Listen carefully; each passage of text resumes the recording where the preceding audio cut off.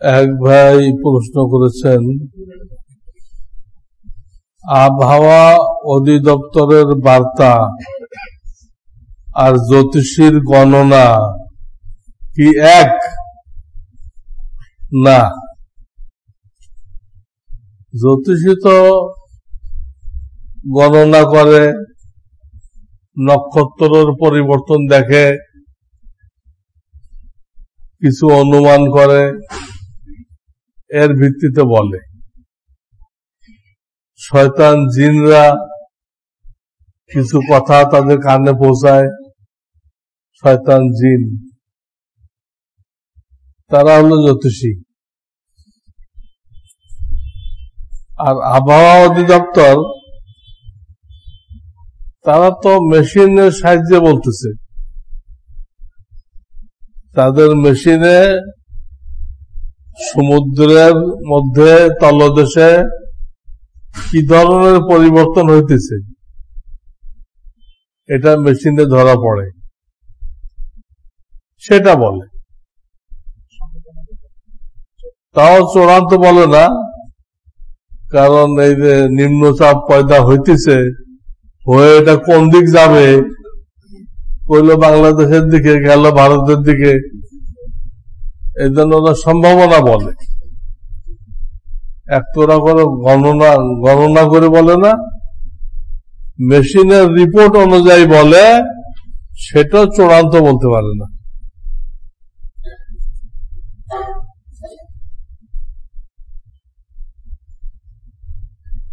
রাত 12টার পর থেকে ঈশার রক্ত কতক্ষণ পর্যন্ত থাকে? রাত 12টা বলার কি অর্থ? ঈশার টাইম যখন থেকে শুরু হলো সেখান থেকে ঈশার টাইম কোন পর্যন্ত থাকে? 12টা কত তো কোনো যুক্তি নেই। ঈশার টাইম যখন শুরু হয়, আমাদের দেশে বিভিন্ন মসজিদে আযান দেয় না, ওখান থেকে কোন পর্যন্ত থাকে? মূল ওয়াক্ত থাকে সামনের শবে সাদেক পর্যন্ত, ফজরের টাইম শুরু হওয়া পর্যন্ত। তবে যদি কোনো ওজর আপত্তি থাকে তাহলে তো অর্ধেক রাত্রের পরও পড়া যায়, মাকরুহ হয় না। আর কোনো ওজর আপত্তি নেই। ওজর কি টেলিভিশন দেখতেছিল, নেট দেখতেছিল, এই সমস্ত অকাজকে কাজ বানানো হয়েছে, যেগুলো শরীয়তে কোনো কাজ না, শয়তানি, মিন আমালি শয়তান, সেগুলোকে এই জামানার মানুষ কাজ বানাইছে। যেগুলো কোরআন জাহেলিয়াত কইছে, জাহেলিয়াত, সেগুলো এই জামানার মানুষ নাম দিতে আধুনিকতা। সব জাহেলিয়াত থেকে আসছে, ওই এডিশনটা ঘুরে আবার আসছে, এখন নাম পরিবর্তন করছে। জাহেলিয়াতে এগুলো সব ছিল। এখন মহিলারা বেপর্দা বের হয়, তো কোরআনে মানা করা হয়েছে, ওয়ালা তাবাররাজনা তাবাররুজাল জাহিলিয়াতুল উলা। আগের জাহিলিয়াতের যুগে মেয়েরা যেভাবে নগ্ন বের হতো, তোমরা বের হয় না। আমি বলছি এটা এক ধরনের মানসিক রোগ। ইংরেজদের সিলেবাস পড়লে সাধারণত ওইসব মেয়েদের এই রোগটা হয়ে যায়। নিজের সৌন্দর্যকে সবাইকে দেখাই বেড়ানো, সৌন্দর্য তো একজনের জন্য আল্লাহ সীমাবদ্ধ করে দিচ্ছে, সবাইকে দেখাইতে হবে, এটা এক ধরনের রোগ। এই রোগটার উৎস হল ইংরেজি সিলেবাস, ইংরেজি সিলেবাস। আমি আর ব্যাখ্যা করতে পারতেছি না।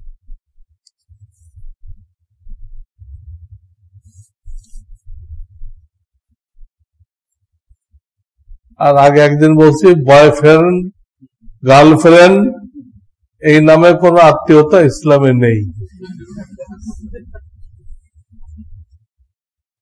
এগুলো কাফেরদের আবিষ্কার, বুঝছেন না? এবং এর অর্থ জঘন্য। বয়ফ্রেন্ড গার্লফ্রেন্ড অর্থ হল অমুক তার জেনার পার্টনার, জেনার সহযোগী, সেটাকে এই শব্দের আবরণ দিয়ে লুকাইছে। নাউযুবিল্লাহ।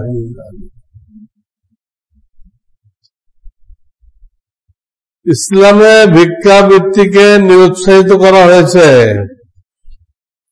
আবার হাদিসে কথাও বর্ণিত হয়েছে যে যদি কেউ ঘোড়ায় চড়ে এসেও কিছু চায় তবুও তাকে কিছু দিবে।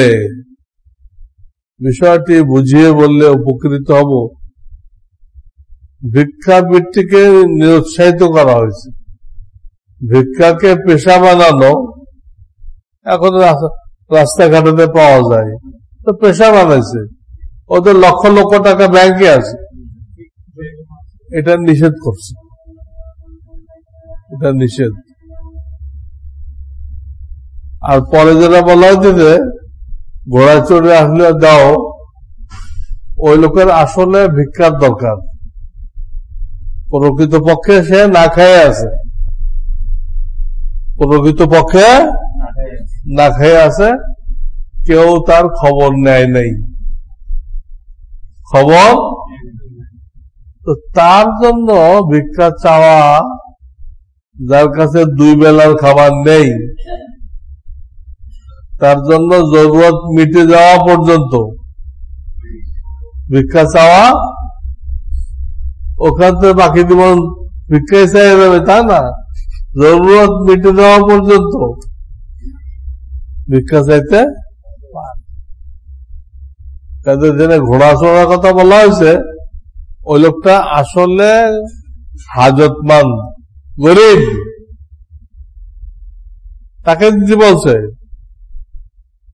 আর আগেরটা আসলে গরিব না, পেশাদার। পার্থক্য বুঝছেন? প্রশ্ন করবেন, দ্বিতীয়টাকে আপনি বললেন যে আসলে গরিব, তো তাই যদি হইতো আসলে গরিব, তাহলে ঘোড়ায় চড়ে আসছে কেন? ঘোড়ায় তো ধনী লোকেরা চড়ে, ঘোড়ায় চড়ে আসছে কেন? ওর একখান পাও নেই, বুঝছেন? আছে কাঠের পাও,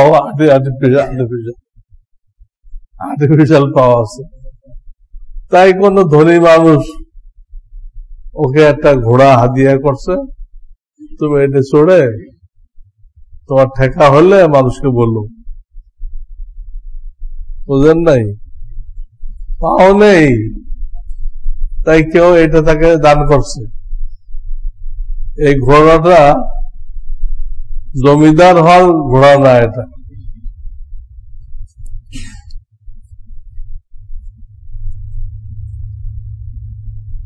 মোচ চদি হবে, বড় হয়ে গেছে। এই মোচ ভেজা পানি খাওয়া কি হারাম? মাকরু তাহরিমা। মোচ ছোট থেকে বেড়ে গেলে অবশ্যই পানির পাত্রের মধ্যে যাবে, মাকরু তাহরিমা, করা যাবে না। এজন্য একদম গোড়াতে কাটলে ভালো, উত্তম। আর পাশ হলো গোড়াতে কাটার দরকার নেই, আপনি ঠোঁটের কিনারাটা এটাকে ক্লিয়ার করে দেন, ঠোঁটের যে কিনারা ওটা জাহের হয়ে যায়, এটা হলো পাশ। মোটামুটি আপনি বৈধতার মধ্যে আছেন, কিন্তু ডিভিশন হবে না। ডিভিশন পুরোটা একদম গোড়ার থেকে শেষ করে দেওয়া। মাথায় পাগড়ি বাঁধা অধিক সওয়াবের কারণ কিনা এরকম কোন হাদিস নেই। যা একটা হাদিস আছে 70 গুণ সব বাড়ে, ওটা জাল হাদিস, সহি কোন হাদিস নেই। এতটুকু ফজিলত হবে যে আল্লাহর হাবিবের সাথে তার সামঞ্জস্য হলো, এটাই মেইন ফজিলত, বড় ফজিলত।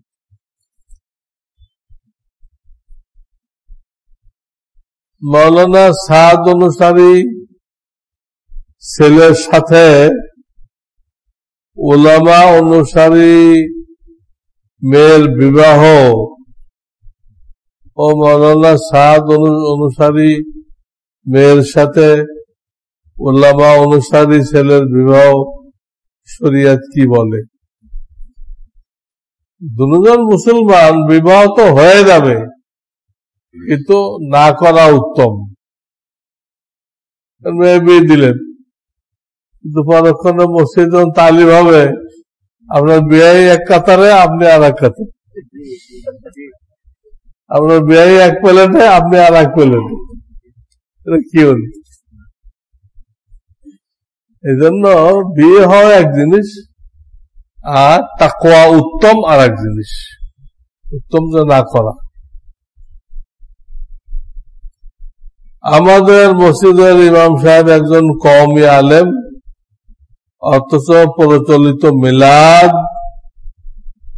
বা সওয়াবের উদ্দেশ্যে খতমের বিনিময় নিয়ে থাকেন।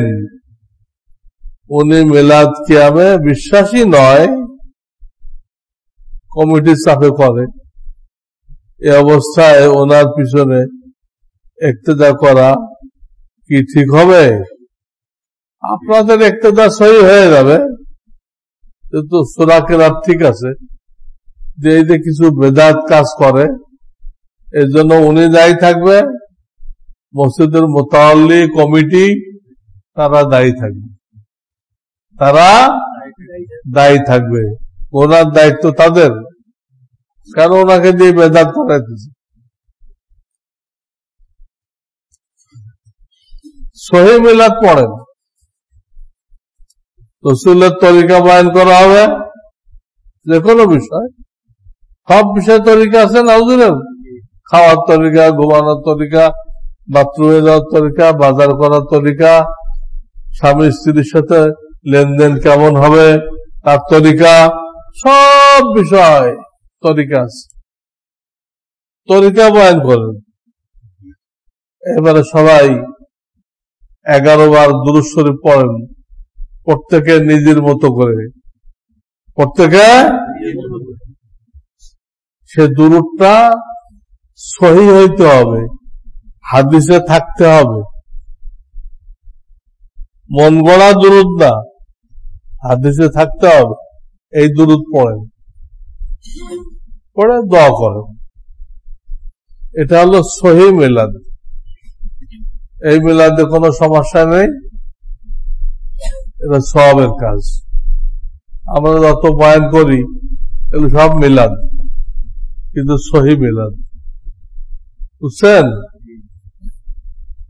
তো গলতটা করার দরকার কি? গলতটা পয়লা পড়ালে তাওয়াল্লুদ, তাওয়াল্লুদের কোনো অস্তিত্ব শরীয়তে নেই। রাসূলের মায়ের গর্ভ যখন 9 মাস হইল, তখন তিনি নবীজিকে প্রসব করলেন। এটা একটা আবৃত্তি পড়ে, আমি বাংলা বললাম, এটার নাম হলো তাওয়াল্লুদ। সেটা বলার কি ফায়দা? সব মহিলার হয় এটা। আরবিতে কয়ে লোকদেরকে বেকুব বানাইছে। তারপরে মিলাদ পড়তে পড়তে হঠাৎ দাঁড়াই যায়। তুমি কেন দাঁড়াই গেলেন? রাসূলুল্লাহ আসছে। আপনি দেখছেন রাসূলুল্লাহ আসছে? আমরা তো দেখলাম না। আবার একখান চেয়ার খালি রাখ, একখান চেয়ার খালি রাখ, আবার হঠাৎ বসে পড়ে। কেমনি বুঝলেন যে আসছিল, পরে চলে গেছে?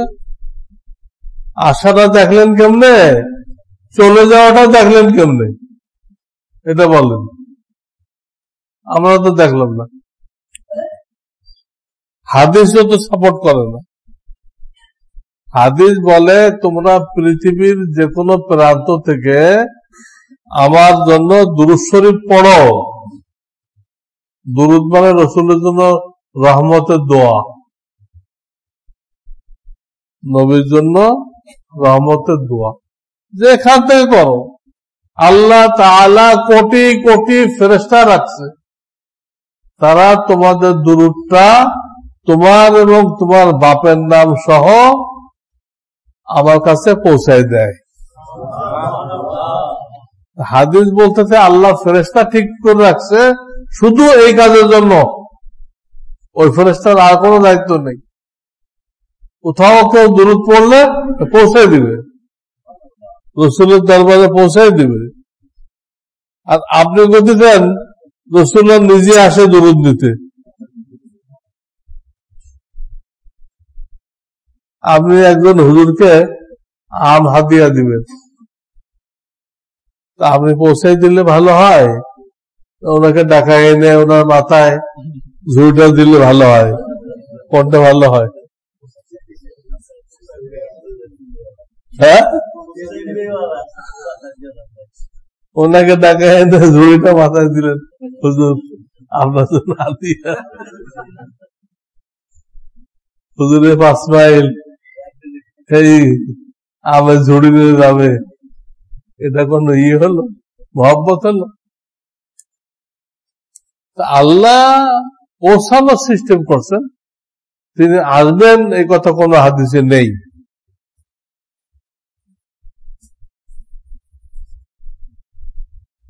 এই যে একবার দাঁড়াইলো, একবার বসলো, তারপর যে দুরূদ শরীফ পড়ে, এটা কোনো হাদিসের কিতাবে নেই। ইয়া নবী সালাম আলাইকা, ইয়া রাসূল সালাম আলাইকা, ইয়া হাবিব, ঢাকার তো হাবিব কয় না, ইয়া আবে সালাম আলাইকা, এগুলো বলে। এই দূরত্ব কোথাও নেই। গ্রামারের দিক দিয়ে ওটা ব্যাকওয়ার্ড, আরবি গ্রামারের দিক দিয়ে বাক্যগুলো ভুল, অর্থ ভুল। দুরূদ হলো কেমনে? অর্থ ভুল, কোন অর্থ হয় না।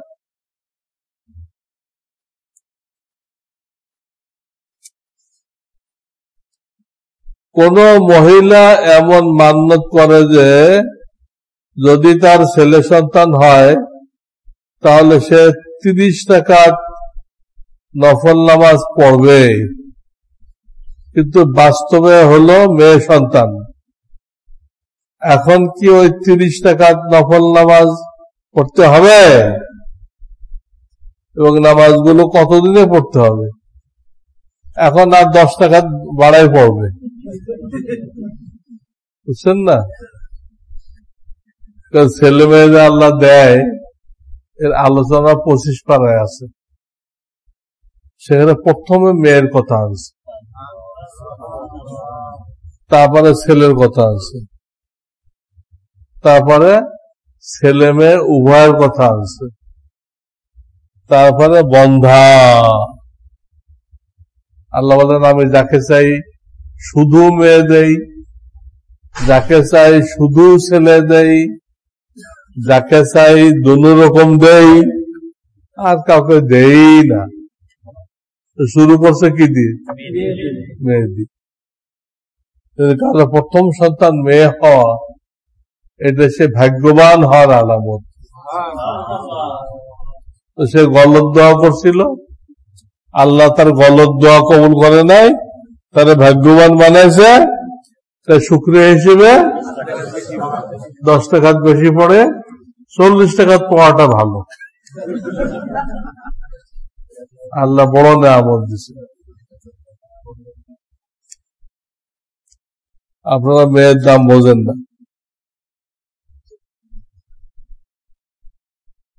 আপনার মৃত্যুর পরে ছেলের থেকে মেয়ে বেশি কাজে আসবে।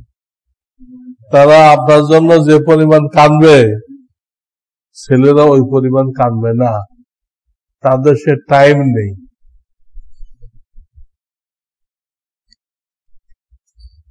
সন্তান লালন পালনে অপারগতার কারণে রূহ আসার আগে গর্ভস্থ সন্তান নষ্ট করা জায়েজ আছে কিনা, এটা খাস ভাবে ফতোয়া নিতে হবে। আম ভাবে এই ফতোয়াটা খাটবে না। সন্তান লালন পালনে অপারগতা, অপারগতাটা কি এটা মুফতিকে বুঝাইতে হবে। উনিও যদি বুঝতে হ্যাঁ আসলে এটা অপারগতা, তো জায়েজ বলবেন। 4 মাসে রূহ আসে, তার আগে নষ্ট করা জায়েজ বলবে। আর উনি যে বলে এটা কিসের অপারগতা, হাজার লোক এইভাবে করতেছে, তাদের কোনো সমস্যা হইতেছে না, তাহলে আপনাদের মন গড়া অপরাধের কারণে এটা করা যাবে। আমাদের পার্শ্ববর্তী দেশের লোকেরা এই ব্যাপারে এত নিচু, তারা ওই যে বীর্য যখন নাকি রেহেমে যায়, জরায়ুতে যায়, তখনই টেস্ট করে। 4 মাস না, 4 দিনের মাথায়, 4 দিনের মাথায় টেস্ট করে, দেখে ছেলে না মেয়ে, দেখে যে মেয়ে, ফেলে দেয়। এই ফেলে দিতে দিতে রেজাল্ট কি হয়েছে, ওখানে মহিলা এখন কম হয়ে গেছে, পুরুষের সংখ্যা বেশি হয়ে গেছে। তো মহিলার সংখ্যা যখন কম হয়ে গেছে, তাহলে সব পুরুষ বিয়ে করার জন্য মেয়ে পাইতেছে না। আমি কয়েকদিন আগে পত্রিকা পড়লাম, হিন্দুস্তানের কোন এলাকায় 3 ভাই না 4 ভাই মিলে একটা মেয়েকে বিবাহ করছে। 4 ভাইতে একটা মেয়েকে বিবাহ করছে, ওটা তারা অদল বদল করে কাজ চালাইছে। এটা কি কোন সিস্টেম হলো? এই দুরবস্থা হয়েছে কেন? আগে থেকে মহিলা সব মারছে, মানে বিপদে পড়ে গেছে। বহু দেশে সমস্যা হয়ে গেছে, বহু দেশে শিশু কিশোর কম, বৃদ্ধ বেশি। জাপান, তার বিপদে পড়ে গেছে। এই বুড়াগুলো মরে গেলে জাপান খালি হয়ে যাবে। বুড়াগুলো মরে গেলে জাপান কি হয়ে যাবে? নতুন আসতেছে না, আর আগে যারা ছিল তারা সব বুড়া হয়ে গেছে। বুড়া মানে কি? বুড়া মানে ক্ষেতের ফসল পেকে গেছে। বুড়া তর্জমা কি? ক্ষেতের ফসল পেকে গেছে, মালিক যে কোনো সময় কেটে নিবে, এই অর্থ। মানুষ দাদা হইলে নানা হইলে কত খুশি, আমার নাতি হয়েছে, খুব খুশি। ঠিক আছে, খুশি হন, কিন্তু সাথে সাথে আপনাকে বুঝতে হবে যে আপনার যাওয়ার টাইম হয়ে গেছে। অন্য মেহমান যখন চলে আসছে, আপনি যদি সিট খালি না করেন, তাহলে এই মেহমান কোথায় বসবে? মেহমান চলে আসছে,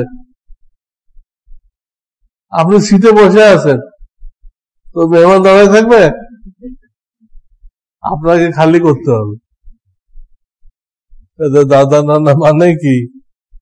মৃত্যুর নোটিশ, মৃত্যুর নোটিশ।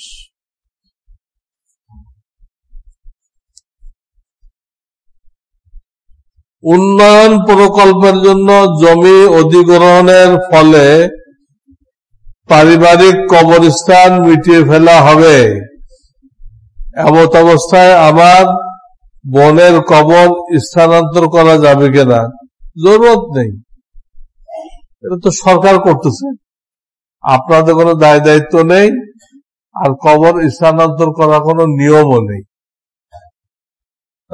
যেমনি আছে এমনি থাকতে দেন।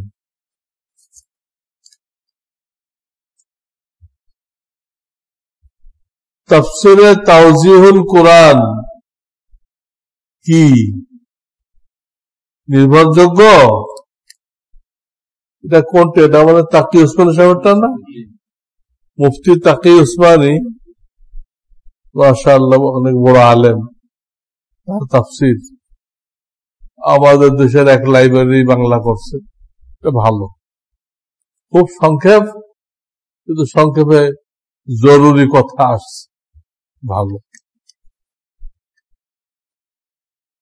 ইনকাম ট্যাক্স অফিসের সিকিউরিটি গার্ডের চাকরি করা জায়েজ হবে কিনা? জায়েজ হবে, কিন্তু সরাসরি কোনো অন্যায়ের সাথে জড়িত না। কিতাবে সূরা ইয়াসিনের একটি ফজিলাত এই উল্লেখ করা হয়েছে, যে কোনো মকসুদের জন্য সূরা ইয়াসিন 41 বার তেলাওয়াত করলে তাহা পুরা হইয়া থাকে। এটা কোন হাদিস আমার মনে পড়তেছে না, তারপর আমি সামনের জমায় চূড়ান্ত জবাব দিব। এখন পর্যন্ত এই ব্যাপারে কোন হাদিস, এমনি তাবিজের কিতাবে লেখে যে ফজরের ওয়াক্ত হওয়ার পরে ফরজের আগে 41 বার পড়ে দম করলে রোগী সুস্থ হয়ে যায়। তাবিজের কিতাব আর কোরআন হাদিস এক কথা না। তাবিজের কিতাব কোন নির্ভরযোগ্য কোন বিষয়, এবং তাবিজে যে বিভিন্ন আয়াত লেখে,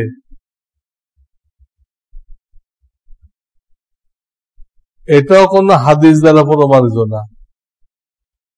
হাদিস দ্বারা অনেকে তাবিজ নেওয়ার পরে কাজ না হলে বলে ফেলে, তাহলে কোরআন হাদিস মিথ্যা হয়ে গেল।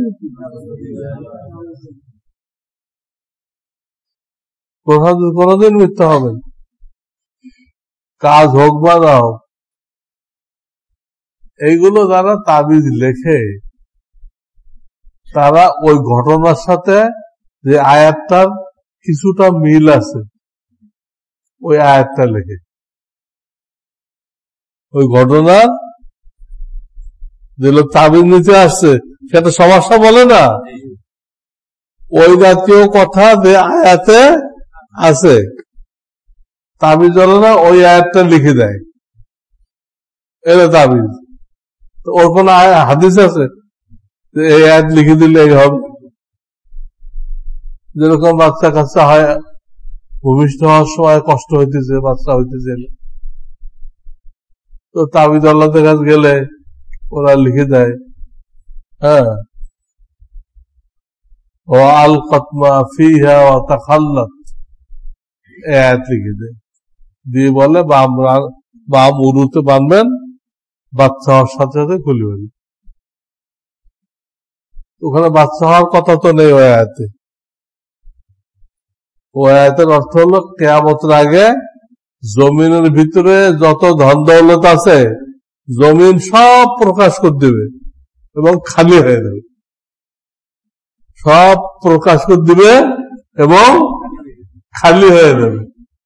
আল কতমা ফিহা ওয়া তাখাল্লাত, তো তাবিজ ওরা দেখে এটা তো এখানে মেলে, এর ভিতরে রত্ন আছে, হ্যাঁ, এর বাচ্চাদারি ছেড়ে বের করে দিবে, দিয়েও কি হয়ে যাবে, খালি হয়ে যাবে।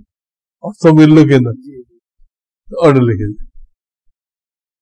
আল্লাহর মেহেরবানিতে ফায়দাও হয়, কিন্তু কোন আয়াত সম্পর্কে নবী বলেন নাই আয়াত লিখে দিলে এই হবে। এগুলো ওলামারা ধারণার ভিত্তিতে লেখে, তাদের ধারণা ভুল হইতে পারে। আচ্ছা, তাদের ধারণা ভুল হলো, কোরআন হাদিস কি হবে না, লিখতে হবে।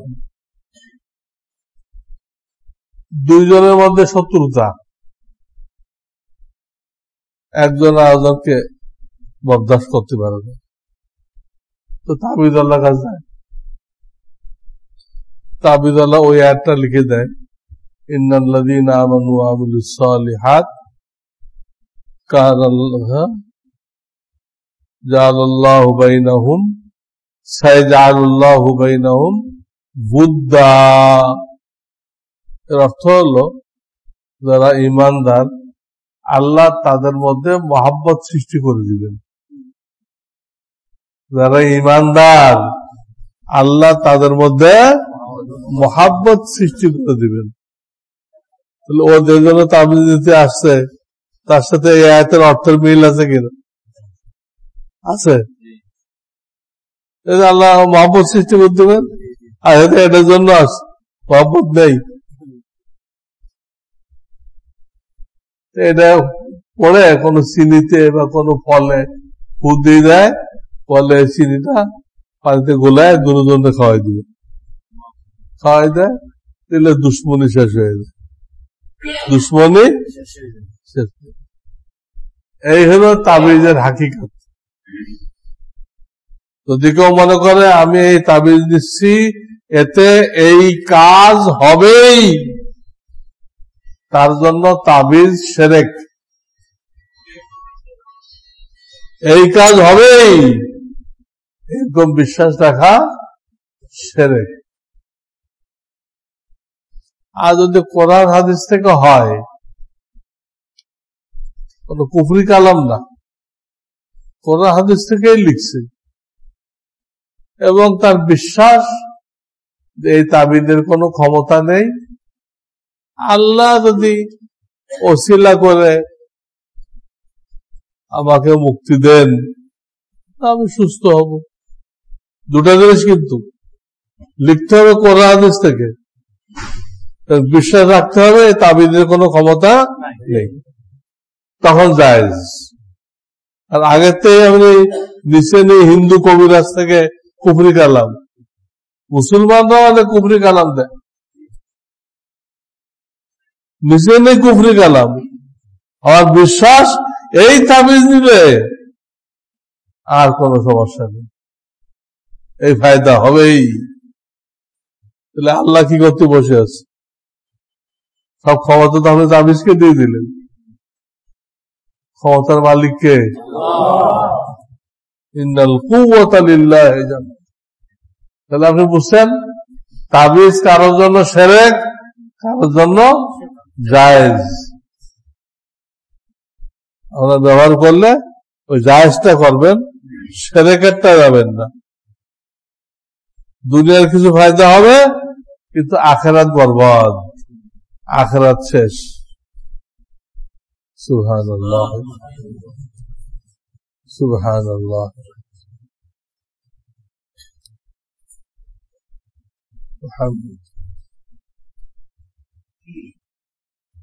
ربنا لا وهب لنا من يا حي